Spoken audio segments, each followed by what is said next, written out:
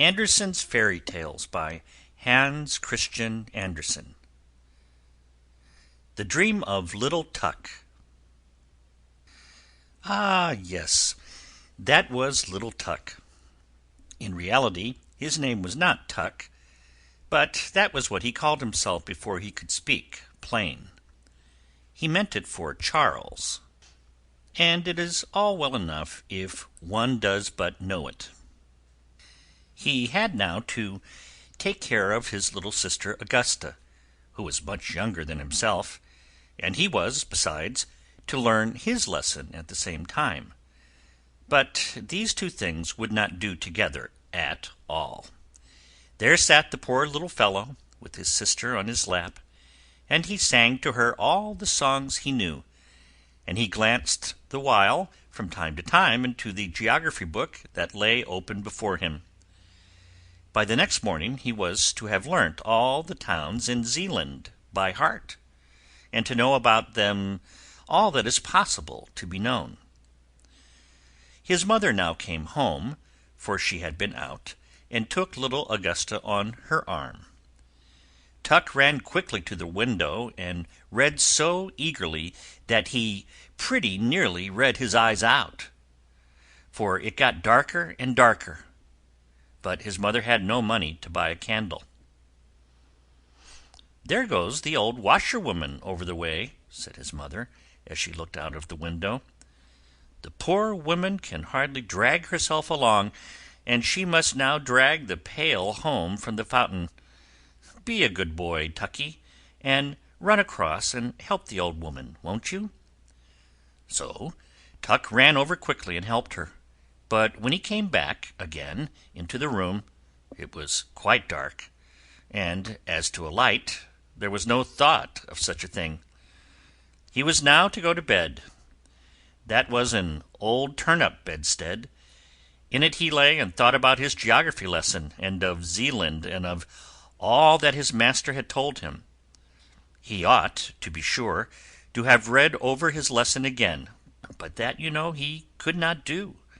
He therefore put his geography book under his pillow, because he had heard that was a very good thing to do when one wants to learn one's lesson. But one cannot, however, rely upon it entirely. Well, there he lay, and thought, and all at once it was just as if someone kissed his eyes and mouth. He slept, and yet he did not sleep.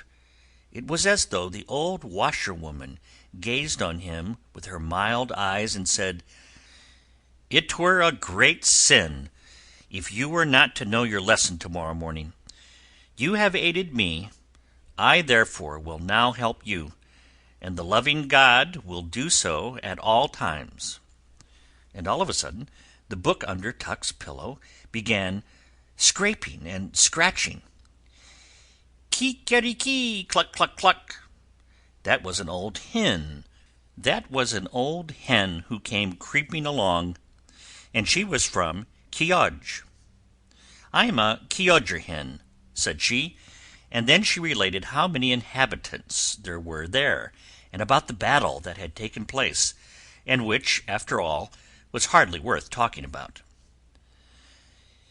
Cribbledy-crabbledy-plump! Down fell somebody. It was a wooden bird, the popinjay used at the shooting matches at Prastoe. Now he said that there were just as many inhabitants as he had nails in his body, and he was very proud. Thorwaldsen lived almost next door to me. Plump! Here I lie capitally. But little Tuk was no longer lying down. All at once he was on horseback. On he went at full gallop, still galloping, on and on. A knight with a gleaming plume, and most magnificently dressed, held him before him on the horse, and thus they rode through the wood to the old town of Bordingborg, and that was a large and very lively town. High towers rose from the castle of the king, and the brightness of many candles streamed from all the windows. Within was dance and song, and King Waldemar and the young, richly attired maids of honor danced together. The morn now came, and as soon as the sun appeared, the whole town and the king's palace crumbled together, and one tower after the other, and at last only a single one remained standing where the castle had been before. And the town was so small and poor, and the school boys came along with their books under their arms and said, 2,000 inhabitants. But that was not true, for there were not so many. And little Tucky lay in his bed. It seemed to him as if he dreamed, and yet as if he were not dreaming. However, somebody was close beside him. "Little Tucky, little Tucky!" cried someone near. It was a seaman, quite a little personage, so little as if he were a midshipman, but a midshipman he was not.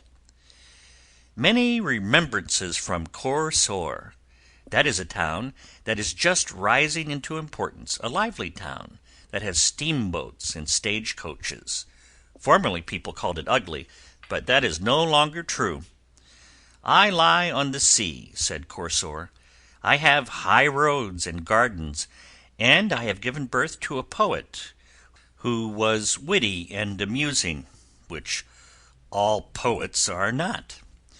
I once intended to equip a ship that was to sail all around the earth, but I did not do it, although I could have done so.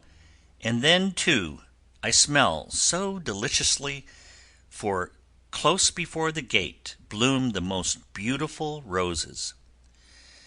Little Tuck looked, and all was red and green before his eyes. But as soon as the confusion of colors was somewhat over, all of a sudden there appeared a wooded slope close to the bay, and high up above stood a magnificent old church with two high-pointed towers.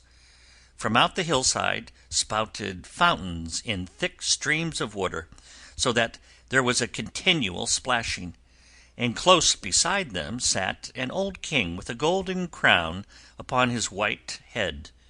That was King Hroar. Near the fountains, close to the town of Relskede, as it is now called. And up the slope into the old church went all the kings and queens of Denmark, hand in hand, all with their golden crowns, and the organ played and the fountains rustled. Little Tuck saw all, heard all. "Do not forget the diet," said King Hroar. Again all suddenly disappeared. Yes, and whither? It seemed to him just as if one turned over a leaf in a book, and now stood there an old peasant woman, who came from Sarol, where grass grows in the market-place. She had an old gray linen apron hanging over her head and back. It was so wet, it certainly must have been raining. "Yes, that it was," said she. And she now related many pretty things out of Holberg's comedies, and about Waldemar and Absalon.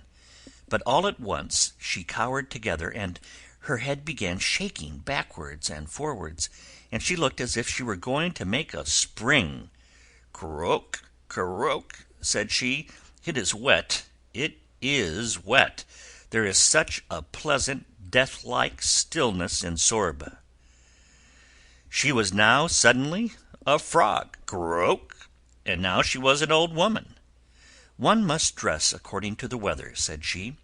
"It is wet, it is wet.